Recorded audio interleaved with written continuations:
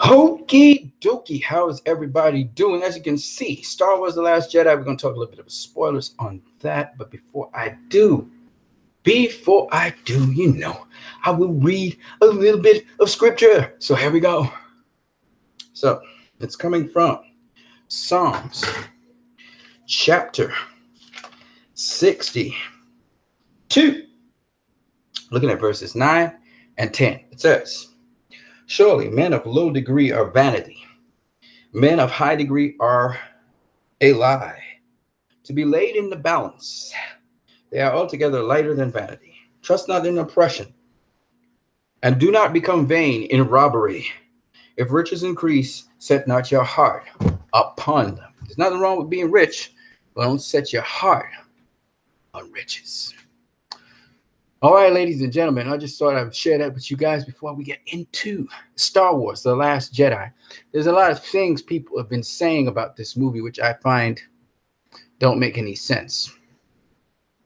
One of the things I heard people say is that you shouldn't touch major characters like Luke Skywalker. They felt that Luke was changed in some sort of way. He wasn't consistent with his character. Now, the other thing I heard that was rather stupid was they said The Force Awakens was actually out of line with the Star Wars, how the Star Wars episodes were going. And because of The Force Awakens, we're not able to really see that connection with The Last Jedi and the earlier films. But really, The Last Jedi is more like the earlier films than The Force Awakens. These is kind of the... I don't think these people think through what they say. They just emotionally react. Okay? Let's deal with the first one, Luke Skywalker. Now, I don't know why people would think that Luke Skywalker is not working in tandem or in the way like how other Jedi have worked in the past. Let's just recap really quickly what happened with Luke Skywalker through The Force Awakens into The Last Jedi. In The Force Awakens, we realize that Luke Skywalker, he has withdrawn himself from the rebels, he's withdrawn himself from everyone, and he's on this island. And Rey is able to find him because they need him, and they've been able to locate him, and she's able to find him. And she's inviting him to come join the Rebel Alliance once again.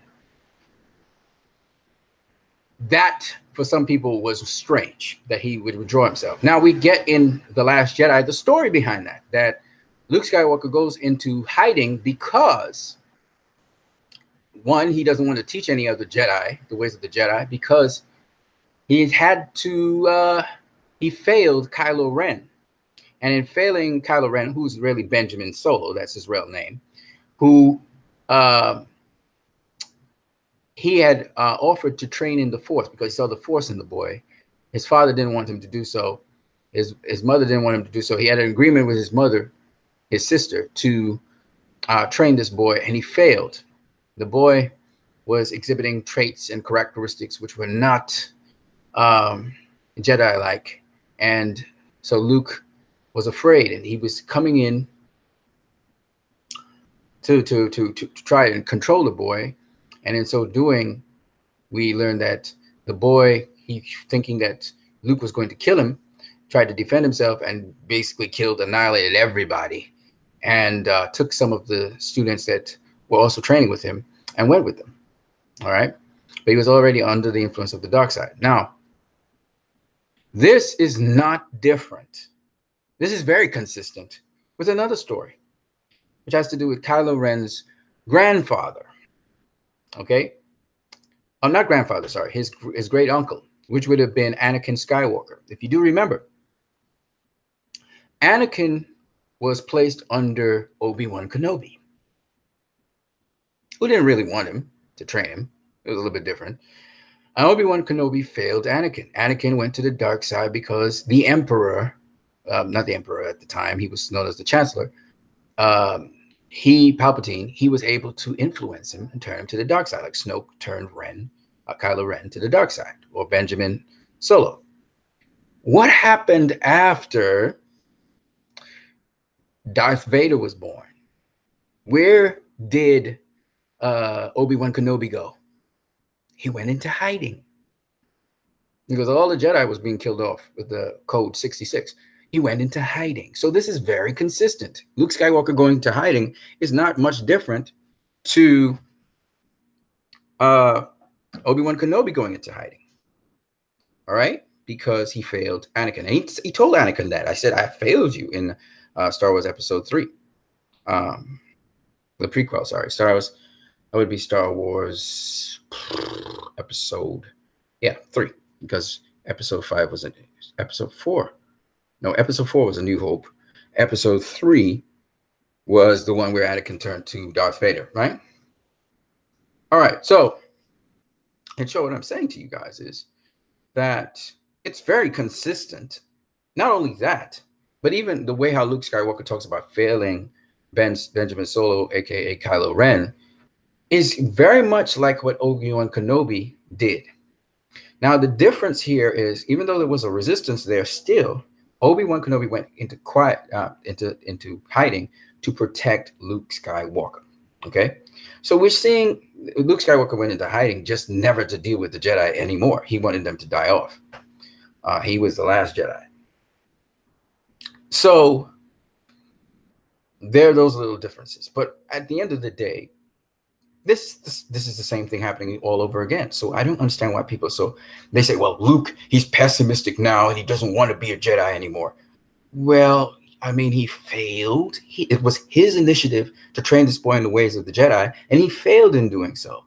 And so it's not strange that after all that time, yeah, of course he's going to be pessimistic about it. He's not going to be very hopeful about it. All right? So it's a little bit different to Obi-Wan Kenobi in that respect, because Obi-Wan Kenobi, he was trying to keep hope alive. Now, the other thing that really is stupid, I think, is the other allegation that people make. They say, oh, well, you know what? If it wasn't for The Force Awakens, man, this thing would have flowed. No, The Force Awakens is the reason we know about Rey, about Kylo Ren, about what's happening with Luke, about Leia, Princess Leia, what she's at, and the journey of Rey, and also the black gentleman who I forgot his name. That's how we know. That's how we set up the story for this story here. So that's kind of stupid. And the other thing they say is, they say for reasons unknown to me, they say that The Force Awakens was a ripoff of A New Hope.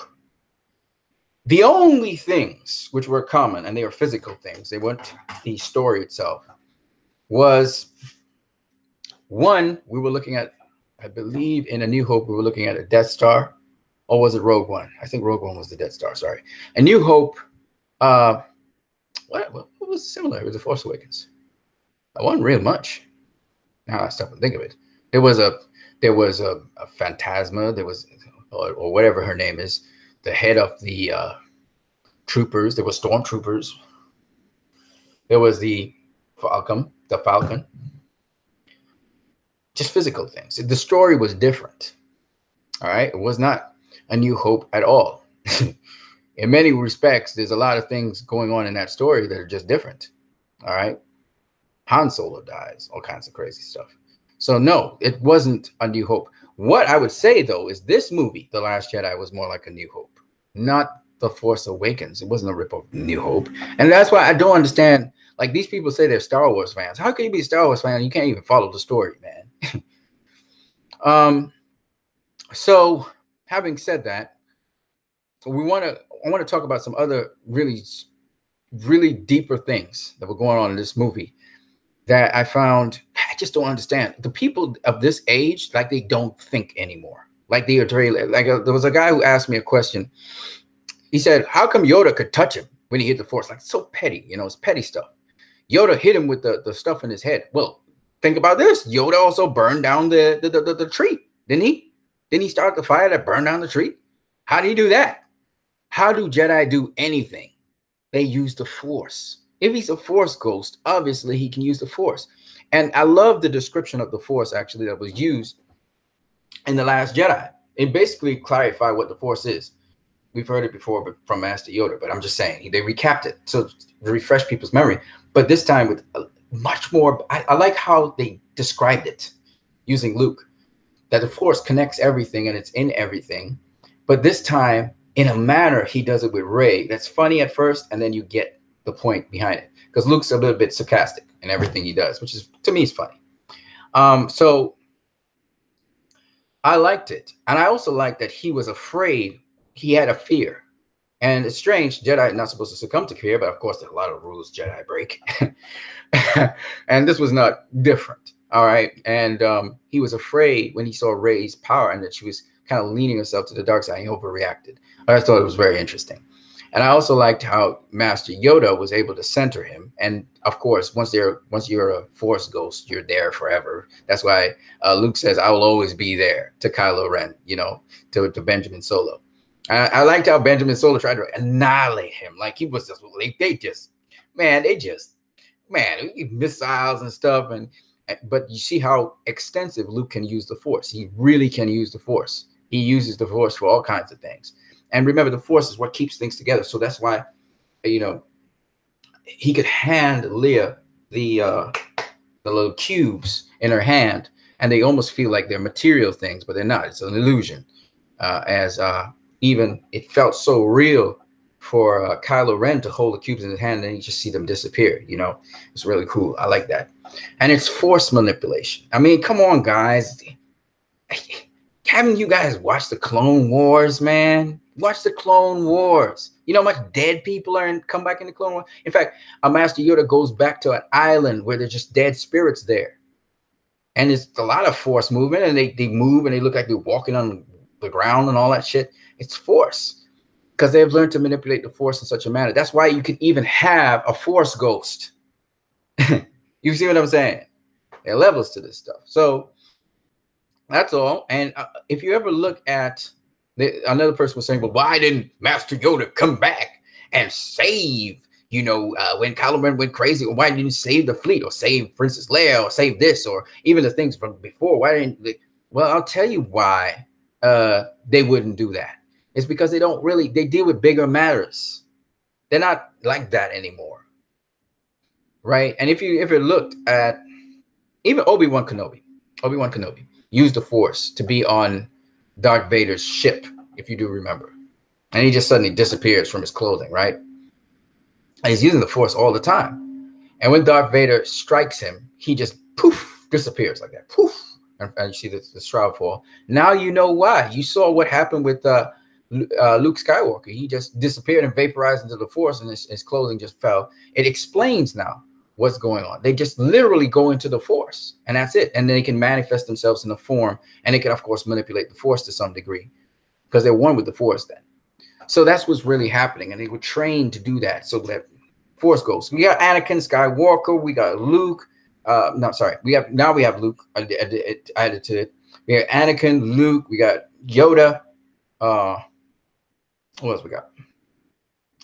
Yoda. There was 3 of them. Obi-Wan Kenobi is a Force ghost, right? But they're not necessarily, they're seeing everything that's going on and so on, but they, like with all things, they just let things move along. Let them progress to their ultimate conclusion. Otherwise, why would Snoke be around, right? If they're Force ghosts, then it should stop Snoke and all of that stuff. No. They big. They're not. That's not that big. They move with the Force, like other forces. The Force move with however it moves, and it can express things in a dark way or in a light way, and that's that. You know, it's the same Force. You get what I'm saying? So it's not like they. I mean, this is common sense, though. You're watching a Star Wars movie. It's kind of a given. Like you should understand that. Now, there's certain things which didn't make no damn sense, but they were consistent with Star Wars anyway, where Princess Leia was knocked out of the ship and she should have been in a vacuum. She should just suck dry. She's dead. She should have died a long time ago. Didn't happen, right? And that's consistent with Star Wars. If you watch Clone Wars and other things like that, it's consistent with them. Even Guardians of the Galaxy, when this guy was going up into space and freezing off, that ain't supposed to happen. You know what I'm saying? You go up into space, it's a vacuum. You blow up.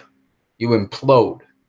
I mean, you explode, sorry, because it's just a vacuum. So your body just, there's no pressure to hold you in. You see, atmospheric pressure keeps us in a structural shape. If you were in a vacuum, you you'd fill up to the whatever container it is. And in this case, the universe is so large, you just blow up into a million pieces and just spread all over the place. That's what would happen. Okay. You can ask yourself, why does the Earth keep its integrity? Because of the gravitational pull between itself and the sun. I'm a sci-fi nut. All right. So, yeah, so that's what happened here. And also the Earth has a great gravitational pull inwards, by the way, so it keeps its matter intact. Otherwise, remember, there's a vacuum there. It's just all right. So I just wanted to talk about that, folks. Star Wars. So much to talk about with Star Wars. So let's get into some details here. Star Wars tells you about mobilization, how to mobilize yourself. One of the wonderful things, we've heard this saying before, failure is one of the greatest teachers. And in this case, because Luke failed Benjamin Solo, Master Yoda says that's an opportunity to learn from that and to keep hope alive. Remember, the whole point behind this particular movie, just like with The New Hope, is the spark to light the fire. So it isn't a fire yet. They're just a spark. And it's interesting that it was just a few of them on the ship leaving. Was Leia and Rey and just a few of them. It was a handful of them that survived that disaster and the annihilation that they were trying to do to wipe them out. Snoke was no more. And people say, well, how come Snoke died? Well, it's very simple, really. And in fact, you know what's very enlightening about Snoke's death is that for the first time, we see the passing of the torch by the Sith. So the way our Sith work is like this. You have an apprentice and you have the teacher. And there can only be two, right? And then at some stage, the apprentice will kill the teacher after he's learned enough knowledge, and he takes over. And for the first time in Star Wars history, we were able to see that. The closest we ever came to seeing that was in the Clone Wars, where Darth Maul was trying to basically usurp the authority of Darth Sidious. And Darth Sidious actually overthrew him, tortured him, didn't kill him. He came back, but not before being tortured. All right. Count Dooku was then Darth Sidious' apprentice, and Dooku was killed by Anakin, and Anakin became his apprentice. All right. And eventually Anakin killed him, but Anakin didn't want to become a Darth Sith Lord. So it was in continuity. So Snoke actually being killed by Kylo Ren, aka Benjamin Solo, is actually the first time we actually see an apprentice kill a teacher, a Sith Lord. And basically, Kylo Ren is now the new Sith Lord. Okay. So I thought that was really remarkable. Now, with respect to why Snoke could not see that Kylo Ren was going to kill him, Snoke could see Kylo Ren's mind. He could see that his mind was made up, and Kylo Ren's mind was made up, and it wasn't to the dark side. It was definitely a dark persuasion he was going with. But he could, for some reason, he could not. He was so confident that his apprentice was going to fulfill his destiny. He could not see that his apprentice was using him as a target. And so when the lightsaber went through Snoke, he didn't see that coming. But Kylo Ren wasn't trying to save Rey to have them get balance to the Force. Nope. He was wanting to reign with Rey. And it's interesting, that's a parallel to when Darth Vader was inviting Anakin to reign with him. I'm not Anakin, sorry. Darth Vader, which is Anakin, invited Luke to reign with him. It's the same story again, you know, and that's why I don't understand. Return of the Jedi, basically it's a part of Return of the Jedi that you're using from. I'm surprised people don't get that. I mean, it's so obvious. And so when I see that, I'm like, what's up with people, man? How come you can't see certain things, man? You just, what is up with you? How can you not see that? And so that's basically what happened. What happened was Darth Sidious, blinded by the dark side of the Force, blinded by his confidence and what's the word I'm looking for? It's almost pride, because he thinks he has everything in check, did not check the one base, that the very one who was supposed to succeed him, his apprentice. He did not check for his intentions completely.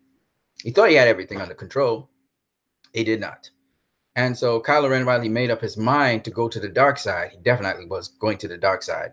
And because he was misunderstood, and because of the history of him and Luke Skywalker, where Luke Skywalker, he misinterpreted that Luke was coming at him, which Luke was coming at him, and then he changed his mind. Because of that, he was what he was, and he thought that Rey and him had something in common. And so he was trying to form a league with Rey, and when that didn't happen, he started fighting Rey, right? So I found this very, very intriguing, and I like how it's a variation of, again, the dynamics between the Sith and those who have the light side of the Force, dark and light. In fact, in the Clone Wars, there's a battle between light and darkness, literally, force carriers, but this time they're not Jedi or Sith. They're something else on this planet that Luke and Obi-Wan Kenobi end up going into. And in the end, the father of these two forces, light and dark, he has to kill himself. He commits suicide. And by doing so, he destroys both the light and the dark at the same time. It's very interesting. And if you guys haven't watched the Clone Wars, you need to really watch the Clone Wars, because it goes into a lot of George Lucas's ideas and Star Wars and stuff like that. There's Star Wars Rebels too. That's more adventures.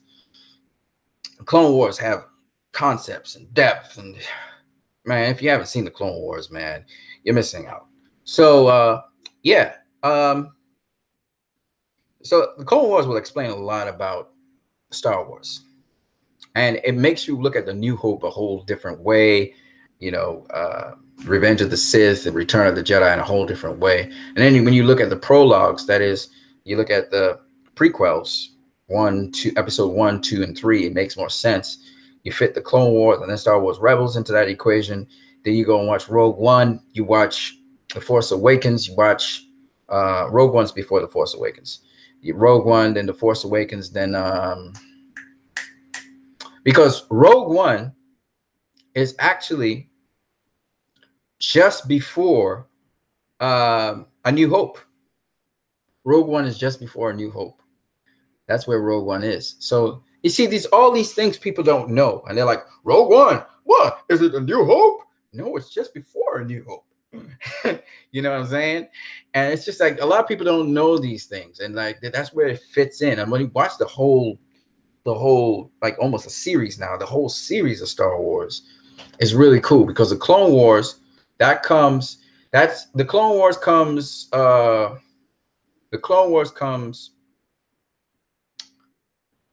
comes before episode 3.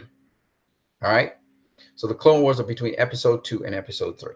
All right. That's where all the Clone Wars are.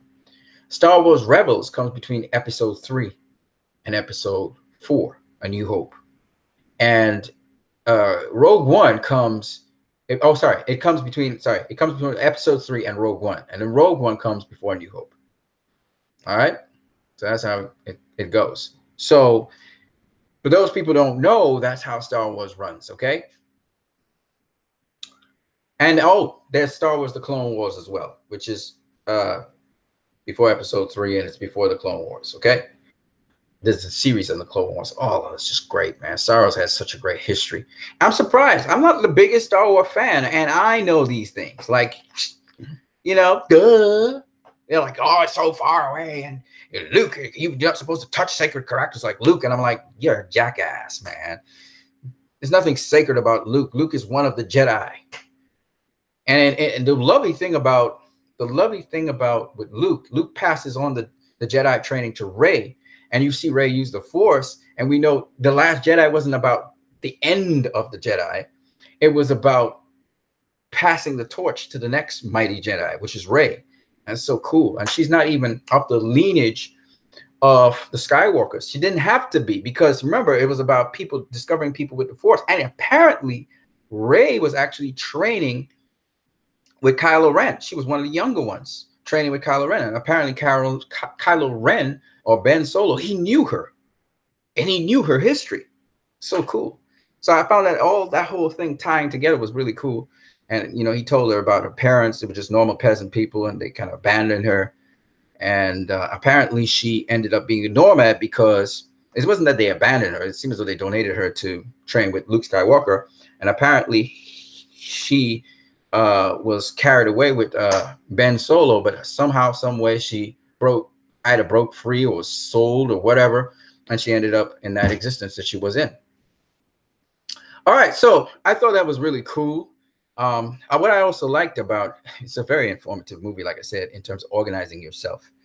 You know, you talk about the rebellion, and you see there's a lot of times people think of heroes as champions. That I need to be a champion. I need to be out there fighting wars and stuff. And we learned, you know, the guy who was trying to put the lady under arrest and stuff, that lady was actually more of a hero. She had more self-sacrifice for the cause. It's about the cause. It's not about the person. I love how this movie goes to ideals more than people. And I guess people, it rubbed them the wrong way because they worship certain people. They worship certain heroes. They worship certain characters. And it flies in the face of that. Kind of like Man of Steel, that people want to worship Superman. And Zach said, hell no, this is about an ideal. All right. The same thing with Star Wars. I love that the director went the direction of ideals and was teaching idealistic lessons. And another thing, the Asian lady in that movie was just spectacular, man. Spectacular. They hear the history and how they saved the kids. And even though they get caught, you know, it paid off because it wasn't about not getting caught, but it was about saving people and giving them hope. And I like how the movie ends with the little kids on the same planet, and they got that hope as they look up in the sky. It's just, man, you gotta love this stuff, man. So when I talk about Star Wars: The Last Jedi, man, it's probably my favorite Star Wars movie at present. The Force Awakens didn't really, it wasn't great for me, but this movie, shit, this movie on all kinds of levels is great for me. So I really enjoy it, and that's why I wanted to share my little breakdowns of it. There's so much to say about it, but we'll try and get through it, and we'll try and spoil it slowly, piece by piece, with time. People need to really respect this movie. This movie's dope. It's dope as hell, and I think people are just shallow as hell, man. They're shallow as hell. They're all locked into characters. I can understand why they like Marvel movies, man. Marvel movies are shallow as hell, man. But these movies are not shallow, and they're making a point. If you're hopeful, there are a number of points. The first one was sometimes you need to live to see another day. Fail, but live to see another day, with the battering ram that burst, the sonic thing that burst through their door. The other thing is observation skills. Luke Skywalker wasn't doing that to defeat Kylo Ren. He was doing it to buy them time. And it's interesting how nature was able to guide them in the direction by them being perceptive to that. And I like how the young champion, the young kid who wanted to be, he was introduced in The Force Awakens, the pilot guy, how he was able to observe and lead the way. And you saw the passing of the torch. You hear Princess Leia say, follow him, don't follow me. And you hear Luke Skywalker even talking about the spark that lights the fire, and it's there, and I don't have to worry. And with his last bit of breath before he goes into this force, he passes the torch in a way to us on the screen, to Rey. He passes the torch to Rey. We don't have to talk about Luke anymore. It's Rey now. And it's a new set. It's a new group of rebels we're talking about. And Leia is there, but probably in the next episode, we won't see Leia anymore. She'll be phased out. And I think it's just wonderful how they did it. So we have this whole new generation. We got this Sith Lord he's kind of, he needs advice himself, which I find very interesting, because he's kind of unstable. He's made up his mind to be a Sith Lord, but he's unstable at the same time. And we got this young, growing, budding Jedi.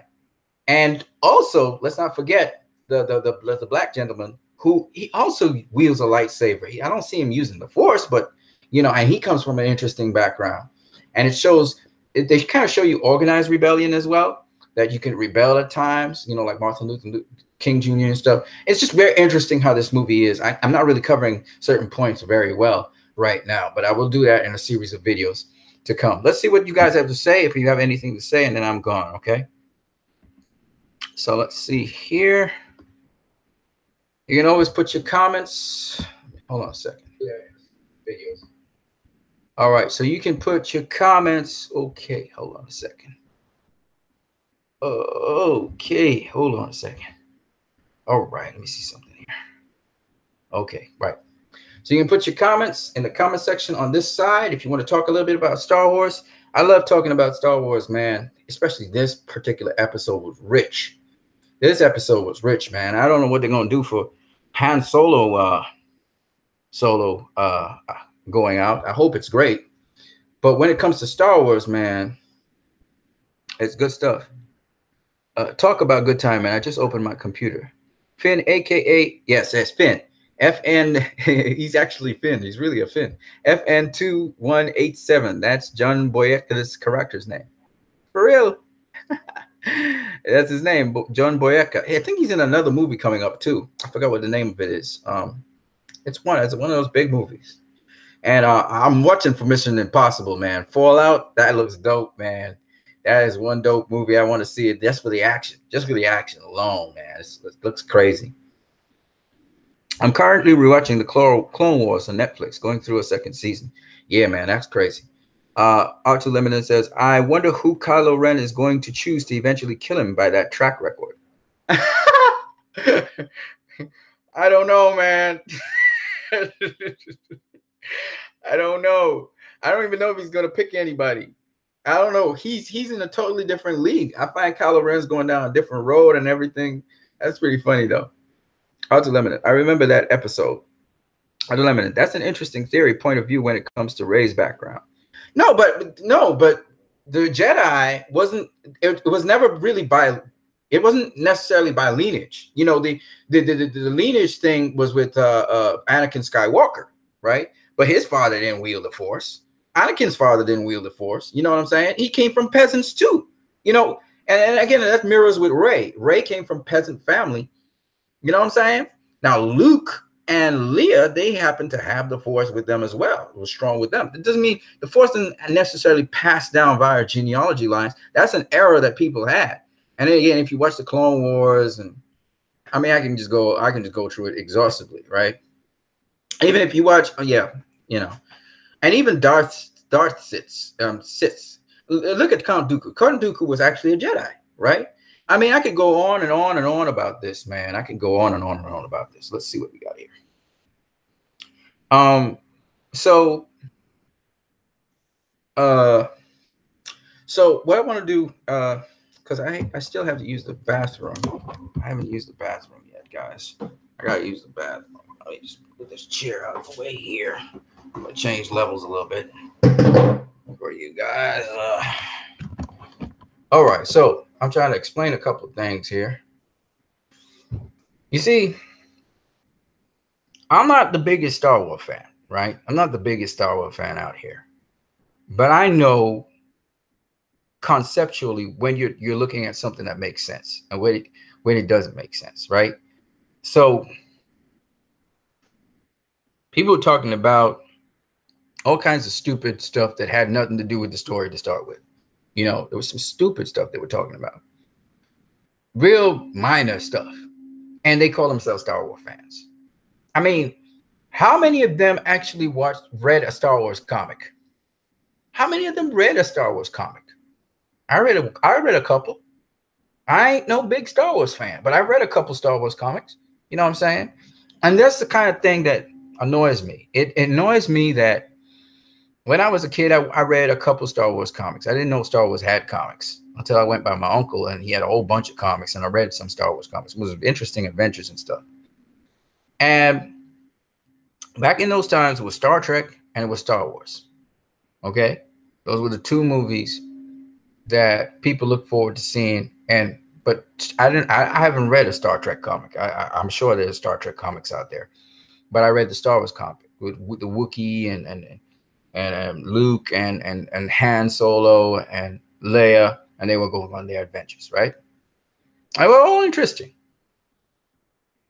And my point being this, that a lot of times people, they have opinions of things, and they probably went to Comic-Con, they probably did a couple cosplays of the characters, but as to say they understand the characters themselves, to say they understand the core of the characters themselves, what drives them, what motivates them, the history behind, the lore behind the characters. Most people don't know that.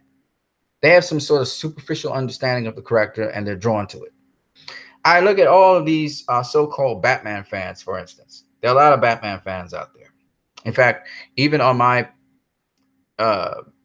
Facebook group, people tend to put up Batman-related things, right? But a lot of them don't know what Batman is, what he represents, why Batman. It ain't make no sense to try and be Batman. You know, I heard some people say, oh, well, I remember, this is off the topic, but I remember when this guy, he was talking, what's his name? Christopher Nolan's Batman, the guy who played Christian Bale. He was saying how a little 5-year-old boy comes up and says, "You're my hero," and he said that was worth it to be Batman. Listen, man, Batman don't work like that. For those people who know, okay, the 66 Batman was like that, but Batman don't work like that. Batman don't care if he's somebody's hero or not. Batman don't care about those things. Batman cares about getting justice and getting things done. Like Bruce Wayne said, Superman's more human than I am. He lived in this world. Batman know what he's saying.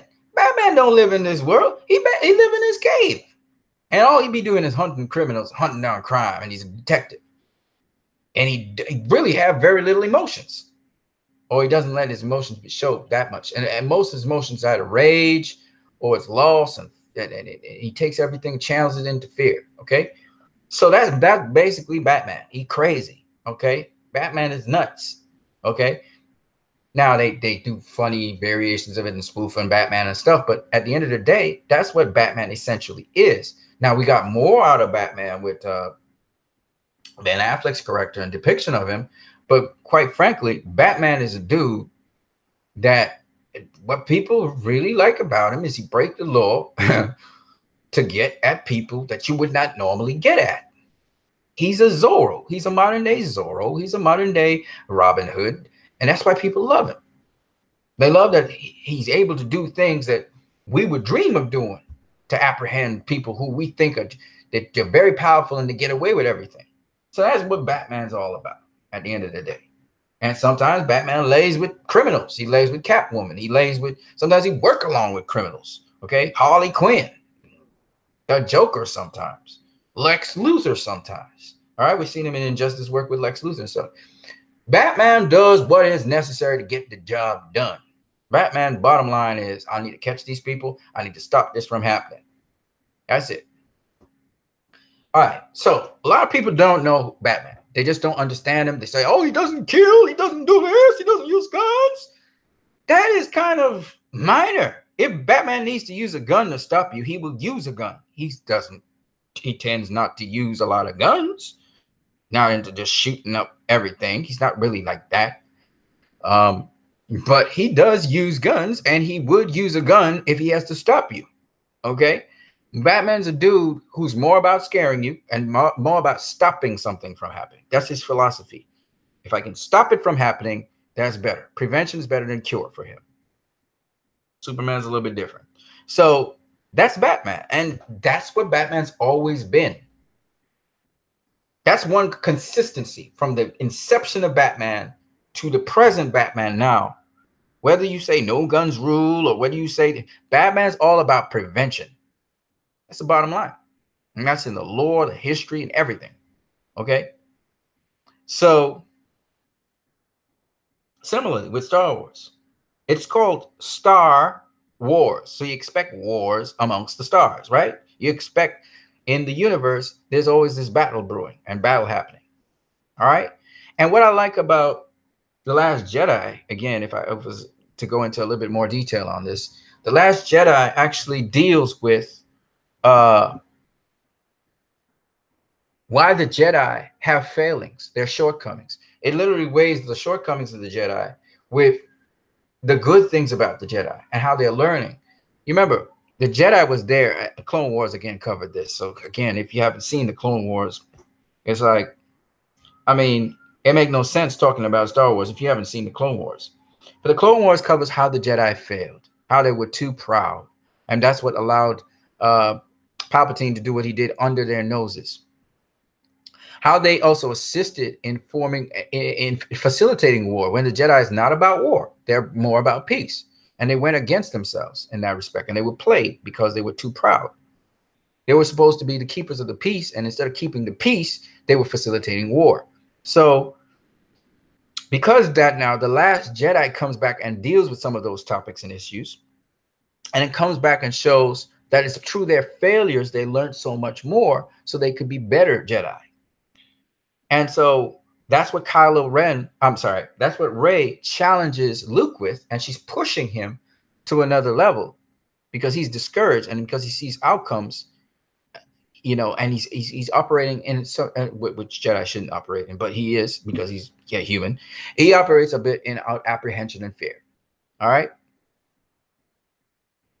And he's supposed to be this beacon of hope. So it's very interesting that Rey turns out to be the beacon of hope at the end of the day. She's the new hope. It's like a play on words about new hope. She's the new breed, this new generation of hope. She's had an interesting past where she didn't know who her parents were, and she was trying to figure that out. And it's very interesting that Benjamin Solo, Kylo Ren, knows this, and Snoke, and they try to manipulate her with that, but it doesn't devour her. Like, she tries to find the answers, she can't find the answers. And she's not given over to the dark side. This is a new breed of Jedi we get in here. New breed. And so while she still has a lot to learn, and she's discovering a lot about herself, because Luke gives her the seppi about the Force, the essence of it, and she kind of has everything else she needs to know. Benjamin Solo, he provides with her this, because he was unstable, he sort of provided a sort of answer to her quest, in that she was always going to be moving in the pathway of good. She was always going. She was predisposed towards that in a certain way. But he kind of gave her the answers about her parents and about what happened to her and so on. And in a way,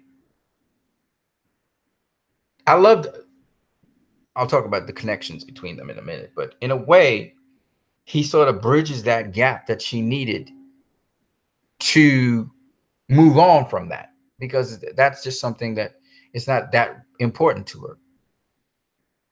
And so, of course, we saw their connection in the Force. She was able to connect with him, just like how Luke was able to connect with Leia, which I found very interesting. I thought she was his sister. I actually thought she was one of those abandoned Skywalkers. I thought she was somehow Han Solo and Leia kicked her away, but it wasn't that. She was separate from them. And it's interesting that she was able to connect with Kylo Ren because he was in a conflict of some sort. And by doing so, which Snoke kind of assisted in doing, but he didn't understand that their connection was still deeper than that. What was interesting to me was that even though they had this connection and she was able to help Benjamin Solo, aka Kylo Ren, finally make his resolution on what he wanted to do, I thought it was interesting that he was given over to the dark side, and that was that already. Like he was moving in that direction all along. And it's interesting, she goes down into this dark pit to see who her parents are, and literally she went into the heart of the darkness, into a Sith Lord's territory where she should have died. And she found out who her parents were. It was like a metaphor of what was to come. And I thought it was very interesting. And Luke doesn't come to physically save her. He doesn't come. He comes to basically address not her, but Kylo Ren. And he apologizes for failing him. Kind of like what Obi-Wan Kenobi did with Anakin Skywalker. I thought it was very, very interesting. The difference being that Kylo Ren, he's still powerful. He's still doing his thing. The rebels escape. But Luke is able to stall him, whereas Obi-Wan Kenobi also did that in A New Hope, where he stalled Darth Vader and allowed the rest of the team to get away from, I believe, I think they were on a Death Star or something. I don't know what they were on. And I found that another imagery between itself and the New Hope. So I want to share that with you guys. Anyway, it's time for me to go. I was trying to use the bathroom, was waiting. So I said, well, you know what? Before I use the bathroom, let me just do this video right here. I hope you guys enjoyed it. And for those people who tell you that it's not like any other Star Wars movie, sometimes I shake my head. Like my brother even said that. He said, oh, man, this didn't feel like another Star Wars movie. I'm like, what are you talking about, man? What are you talking about? How? You know, to me, this is just so strange how people can see things. Like, and then I asked him, well, have you ever seen The New Hope? Have you ever seen the first trilogy? Or when last you saw The New Hope? And he's like, I can't remember when I saw it. So how you can say that then? You know, how can you say these things? Like, people say whatever the prevailing thought is. They don't process anything. I'm tired of this. You know, so stupid, man. What is up with people? Anyways, I hope you guys have a good day. I hope you enjoyed the scripture that I read to you. I hope you understand that these things are for us to use in our everyday occurrences. Let's not limit ourselves to just being satisfied with all little cubicle and all little space. Let's think about other people today. That's what I got to say. You guys have a great one.